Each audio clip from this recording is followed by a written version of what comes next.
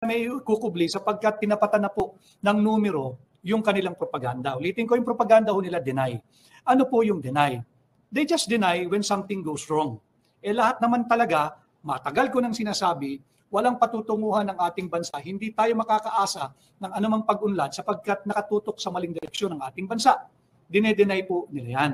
Pati nga po itong mga anomalous flood control funds at yung mga missing or substandard or ghost flood control projects, dinedenay din nila na ito ay naganap sa ilalim ng kasalukuyang administrasyon at pilit na ipinapasa doon sa administrasyong nakalipas.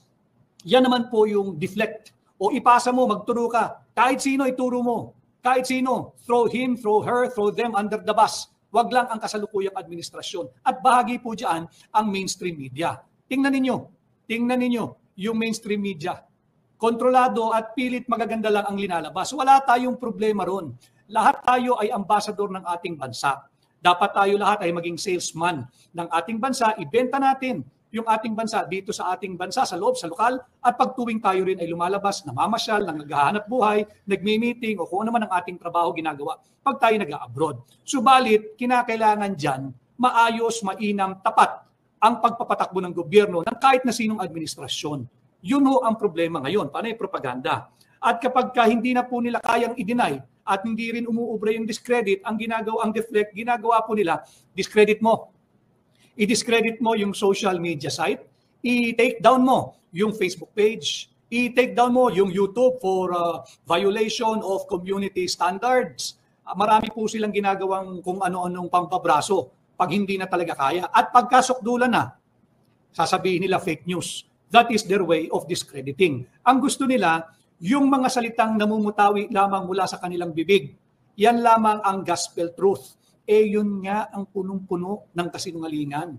Kaya i-discredito nila. Yung mga katulad ko, yung independent content creator, pagka hindi na nila kaya, i-discredit mo. Sabihin mo, fake news yan. Or papasukin mo yung trolls mo. But then again, yung trolls you're all welcome to visit my page, to engage. And thank you for always watching. Ibig sabihin, interesado din kayong matuto. Naintindihan ko naman trabaho lang yung sa inyo. Ayaw nyo magbanat ng buto, gusto nyo madaling pera, kagaya ng mga amo ninyo, so troll na lang kayo. But just the same, Pilipino kayo, ginagalang ko yung inyong pagpapahayag, kahit ako hindi sang-ayon, yan naman ang diwa ng demokrasya. And finally, pagka talagang walang-wala na, demolish. I-demolish mo lahat ng iyong kritiko. I-demolish mo yung feeling mo ay mga political figure or figures na hindi sang-ayon sa iyo at critical sa maling pamamahalakad ng kasalukuyang administrasyon. Subalit, lumabas na po ang numero. Ang ating pong GDP ngayong third quarter ay 4% na lamang. Bumaba po ito mula sa second quarter GDP na nasa 5.5 po tayo nung second quarter. Ngayong third quarter, naging na lamang po tayo, 4%. Bakit? Dito po sa ating pahina, totoong balita, and we always make the proper attribution. Yung GDP na bago po tayo magbanggit ng mga further numero, yung GDP, ibig pong sabihin nito yung gross domestic product. Ito po yung salamin ng kasalukuyang estado o sigla ng yung pangkalahatan, general condition or general health or pangkalahatang kalusugan ng ating ekonomiya. Sinasagisag ng GDP o yung gross domestic product o yung bilang ng produkto na nalikha, yung produksyong nagawa sa loob ng 3 buwan. Ito nga pong third quarter GDP o di kaya yung serbisyong na nangyari o yung mga trabaho o yung serbisyong nalikha bunsad ng ating economic activity. Ngayon po ito'y 4% lamang. Bumaba po ng 1.5% or 1.1% mula po nung second quarter. Sabi po, I will mention the source, yung ay sa base po ito, check nyo po yung kanilang website, yung wealthinsights.ph. I think this is the website of affiliate of Metrobank also, yung wealthinsights.ph. Meron po sila dyan, kinote nila ang director po ito, director ng Ateneo Center for Research and Development. Ang pangalan po niya si Ginoong Sir Percival K. Peña Reyes. According to the director of Ateneo Center for Research and Development, and I quote, investors' confidence has been shaken. Period. Hindi lamang po yung investors' confidence. yung kumpiyansa ng sambayan ng Pilipino, hindi lamang po nayanig. Lusaw na dahil sa lantaran, talamak at higit na pagnanakaw, korupsyon at kurakot na ating nasasaksihan sa kasalukuyang administrasyon. Ano? So investors' confidence has been shaken. Foreign investors, importante po ito foreign investors are pulling back. Umaatras, hindi nagpapatuloy. This scandal referring to yung 2025 illegal, invalid, unconstitutional, criminal 2025 national budget. The scandal, yung pakikialam po ng Vice-Cam nung 19th Congress, yung grupo nila Saldico, ni Stella Kimbo, ni Manix Delipe, ICI. Yan yung mga dapat ninyong pinapatawag. No, the scandal has created a mix of political risks, uncertainty, ito mabigat, and social unrests. Dahil po kaliwat kanan yung mga naging rally nung nakaraan at di naman po lingid na sa inyong kaalaman yung naging pahayag at pagpapasya ng mga kasama natin, mga kaibigan natin mula sa Iglesia ni Cristo na sila ay magsasagawa ng isang payapa at naayon sa kanilang karapatan na nakaukit, nakaguhit at may garantiya sa saligang batas na pagkilos sa November 16, 17, and 18. Diyan po sa Luneta Grandstand. So ito yung sinasabi na social unrest. It threatens our investment grade rating. Pag tinamaan po pati yung ating investment grade rating, mahirapan po tayong uutang. Mangangamba po yung magpapautang because of our capacity to pay or repay. Ano ang naging tugon ng administrasyon kasalukuyan ni Bongbong Marcos? Maglalabas daw po sila ng 1.3 trillion program spending. At sabi ni Secretary Mina Pangandaman, ICI, dapat yung ipatawag dahil yung sweetheart deal niya doon kay Yusek Traigip Ulaybar, dinededman ninyo kami, propaganda din kayo, numero na. Ang nakabanggit dito, 2.8 billion pesos ang agad-agad na inaprubahan ng DBM at binigyan ng SARO papunta doon kay Yusek Traigip Ulaybar na hindi pinapansin ng ICI. Bakit? Budol po kayo bahagi kayo ng patuloy na pagbagsak ng ating GDP at patuloy na pagtamlay ng ating ekonomiya. Bakit? Panay kayo propaganda. Propaganda lang kayo ng paganda Hindi nyo na kayang itkubli. Hindi na pwede yung cosmetic cover-up or cosmetic changes. Hindi na uubra. Lumalabas na po yung numero Hindi kayang kontrahin ng propaganda ang numero. So yung 1.3 trillion na pinag-utos ng Malacanang na ilabas sa yung program spending, ang layunin daw po nito, budol ito talakayin natin to. Importante talaga, nagbabanggit tayo ng numero to debunk the many lies that this administration is feeding us, enforcing it, shoving it down our throats. Hindi tayo dapat pumayag. Yung 1.3 trillion program spending, ang layunin daw po nito ay maiangat ang ating economic growth ngayong taong 2025. Kasi bumaba na po ng dihamak Ang kanilang projection ay 5.5 to 6.5 na lamang po ang ating growth this year. Galing po yan sa napakataas, 7 to 8 to 8.5%. Pinihit na nila pababa. Bagsak po yung GDP. Naging 4% na lamang ngayong third quarter. Knee-jerk ang reaction. Anong ibig sabihin ng knee-jerk? Mga kababayan, 1.3 trillion ang ipinag-utos na gamitin yung galing sa program spending.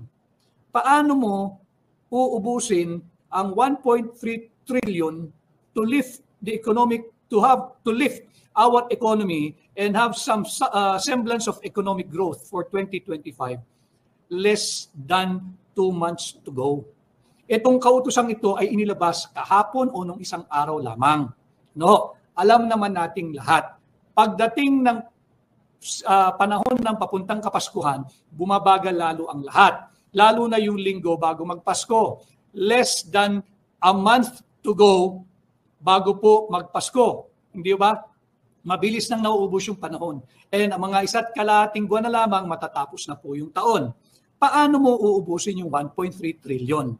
Kung ang layunin ay to lift our economy and for this administration to have some win before the end of the year and have a semblance at the very least of economic growth.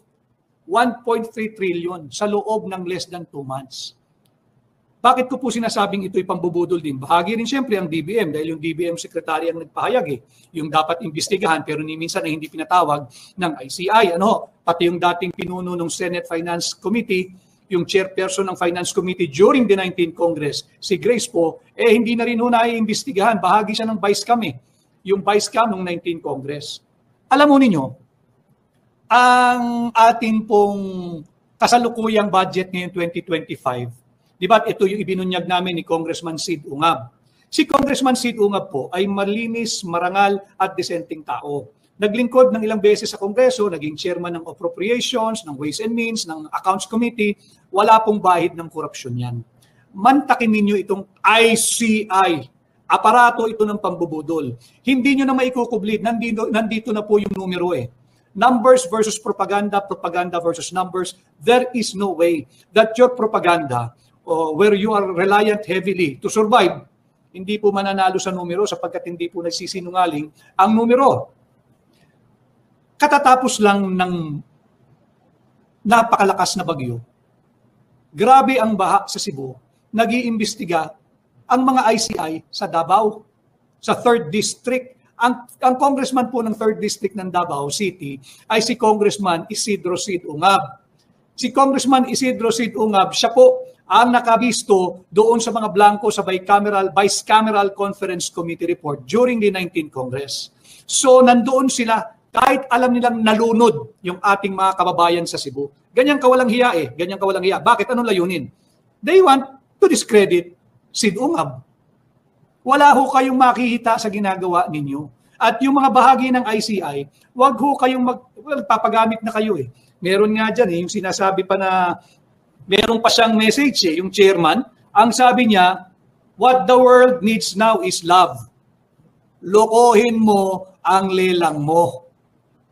What the Filipino is demanding now is justice, transparency, and full accountability. Yan sana mga salita at katagang yan ang mamutawi sa bibig mo. Hindi yung mga what the world needs now is love.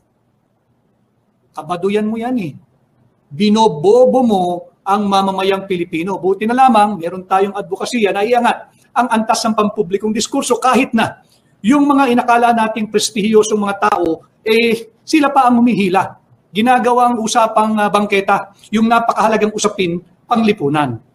Para lang po ma-realize nila, yes, the Filipino needs to be cared for. Yes, the Filipinos need so much love. Tingnan po nyo ito. Ito na may viral na. Yan, ICI chairman. Kaya mo sabihin sa ginoong ito, yung mga propaganda mo, ito na may viral na. Yan, ICI chairman. Kaya mo sabihin sa ginoong ito, yung mga propaganda mo? Tingnan po nyo yan. Panay po kawalang hiyaan Nalulunod na patay na yung mga Pilipino Ang sasabihin mo lang, what the world needs now is love, tayo magmahalan. Kaya mo bang humarap sa ginoong ito? Kaya mo bang humarap sa ginoong ito? ICI chairman. Yung mga mainstream media, kaya nyo kayong humarap sa ginoong ito, sa pamilya nito? Nalunod na yung tao. Namatay na. Propaganda pa rin. Isa lamang ito sa mga nabiktima dyan sa Cebu. At ang aking patuloy na pakikiramay po sa inyo. And in my own little way, I hope to uplift and open up and enlighten the minds of many Filipinos. Sobra na po yung pambubudol na ginagawa sa atin. Ang tugon po nila, 1.3 trillion program spending will lift economic growth this year. Sabi po iyan ng sekretaryo ng DBM. Hindi ba higit na malaki yung illegal, invalid, immoral, unconstitutional 2025 national budget? Di ba ang halaga nun 6.325 trillion? At hindi ba nung pumutok na loaded ito ng AIX, loaded ito ng AKAP, loaded ito ng kung ano-anong ayuda, loaded ito ng pork barrel ng mga senador at kongresista? Ang sagot nyo rin, kinakailangan yung AIX, kinakailangan yung AKAP, kinakailangan yung ayuda sapagkat ito ay mag-aangat ng mga household spending. At pag tumaas yung level o antas ng household spending, iikot ang pera sa komunidad, tataas at gaganda ang ating ekonomiya. Kasinungalingan po iyon eh. Bakit? Hindi naman po napunta sa tao eh. Ginarantya nila na year round. May nakikita pa ba kayo nagpapapila? Pag may sakuna? Hindi po kinakailangan, ulitin ko, matagal ko nang sinasabi ito, hindi kinakailangan ng Pilipino ng limos. Hindi nangihingi ng limos ang Pilipino. Matigas ang kasukasuhan, matigas ang tuhod ng Pilipino pagdating sa marangal na trabaho. Ang hinihingi ng Pilipino, pantay-pantay na pagkakataon at oportunidad, bigyan sila ng trabaho, negosyo, hanap buhay, at pagkakataong kumita ng marangal. Kaya ng Pilipino yan. Hindi naman magnanakaw ang Pilipino eh. Maliban lang sa iilan na nariyaan sa pamahalaan, maging kay executive department, o kay senador, o kay kongresista. Pero hindi po nangihingi ng limos. Kaya yung ICI, what the world needs now is love. Sabihin mo dito yan, humarap ka dyan. Ayan o. Tapos nag-iimbestiga ka sa Davao. Yung 1.3 trillion, cosmetic na naman yan, propaganda na naman yan, makeup na naman po yan. Yung 1.3 trillion, sa laki po nito, kanino mapupunta? Wala pong pinagkaiba ito doon sa mga napuntang pondo sa DPWH nung panahon ni Manny Bunuan. Secretary Manny Bunuan, nawala na rin po sa kwentuhan, hindi ba? Nawala na rin sa radar ng investigation, hindi ba? Nawala na rin doon sa mga tinutugis upang hingan ng pananagutan at transparency at justisya, hindi ba? Paalala ko po sa inyo, dahil next week daw ay sisimulan at magbubukas uli yung sarsuelang Blue Ribbon. Ito yung mga dapat pinapatawag pa ulit-ulit. Hindi yung nag-resign lamang, pinauwi agad. Anong klaseng lukuhan yun? Mas malaki po yung 6.325 trillion. Umangat ba yung ating ekonomiya? Yung GDP? Kung yung 6.325 na higit na malaki sa 1.3 trillion, yung 1.3 trillion, ito po ito pang prime, the economy in the remaining days, in less than 2 months na natitira ngayong taong ito. Hindi nga po naiangat ng 6.325 bakit kanyo? Sa akin pong pag-a-analyze, may pondo po eh. Tama po yon. Yung mga trilyong piso na inilagak sa DPWH, kung yun talaga ay inimplement ng maayos, walang ghost flood control projects, walang ghost roads, walang ghost bridges, walang ghost school and public buildings, walang substandard infrastructure projects, lahat na po yan, flood control, flood mitigation, bridges, roads, etc., farm to market. Talaga pong iikot ang ating ekonomiya kung ipinatupad. Bakit? Mapupunta po yan sa lehitimong kontraktor. Yung kontraktor mamimili ng mga gamit. Semento, bakal, buhangin, bagong truck, bagong equipment, at syempre may mga empleyado. So magkakaskate po yun pababa. Yan, pagka ganyan sana ang ginawa, talagang iikot ang pera. Aangat po, lalakas yung consumption or household spending. Pag lumakas yan, may pamalengking dagdag si nanay, may pang-grocery dagdag si nanay, dagdag ang baon ni Nene at ni Junior, hindi po yung Junior na nasa Malacanang, yung anak ko ng mga nasa bahay-bahayan. Talaga pong may pag-asa, may chance, malaking bagay na may tutulong sa ating ekonomiya. Pati din po yung tamang pagpapatupad ng mga kagaya po ng 4Ps. Pero yung AKAP, yung AIX, yung ayuda, kalokohan po yan. Hindi nga po naiangat ng 6.325 trillion. Illegal, invalid, unconstitutional 2025 national budget yung ating ekonomiya. Bumagsak nga po bakit? Na-discover po ng mamamayang Pilipino Yung matagal na naming isinisigaw nila Congressman Sid Ungab na corrupt yung 2025 national budget. At nung ipit na sila, humihit po, propaganda rin yun. Siya na po yung naging anti-corruption crusader. At yun po ay naging pahayag niya sa kanyang naging SONA. Mali po iyon.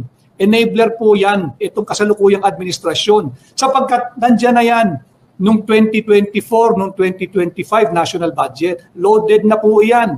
Hitik, siksik, at umaapaw. Grabe po ang korupsyon nila dyan. So, yung 1.3 trillion, again, part of their propaganda. Propaganda. Propaganda po nila yan. Para sa cover na rin siguro, para may perang maibibigay kung sino man dapat nilang sa tingin lang dapat bigyan. 1.3 trillion, paano maubusin yan? Sa loob ng less than 2 months. Kalokohan po yan. Ang sabi, para daw po mag-catch up ito at may bangon muli. Ayan yung famous line na may bangon muli ang ekonomiya. Cosmetic approach na naman po yan, pambubudol po yan. Panayo kasi sila, propaganda. Propaganda na lang ng propaganda. Lumabas po yung numero. Hindi na kaya ng propaganda o proof of propaganda na lang pagka lumabas na po yung numero. Yung propaganda o nila, again, nakadepende po sila sa 4 Ds. Deny, deflect, discredit, demolish. Yan lang po ang ginagawa nila simula ng matagal na panahon na nilang nanunungkulan dyan. Magtatatlong taon kalahati na po sila, yan pa rin. They will deny that everything is wrong and that we are headed in the wrong direction. They will deflect. Kasalanan lahat ito ni Pangulong Rodrigo Roa Duterte. Tanungin ho muna ninyo, sino ba presidente? Si PRD, si Tatay Digong pa rin ba ang presidente? Di ba? Meron pong napakalaking sakuna, dulot ng baha. Yung delubyo po yan sa Cebu. Nasaan yung ICI? Nasa Davao, sa distrito ni Congressman Sidungab, naghahanap ng dungis o uling na maidudungis kay Congressman Sidungab. Ano pong naipala nila? Wala. Wala po kasing anomalya ron.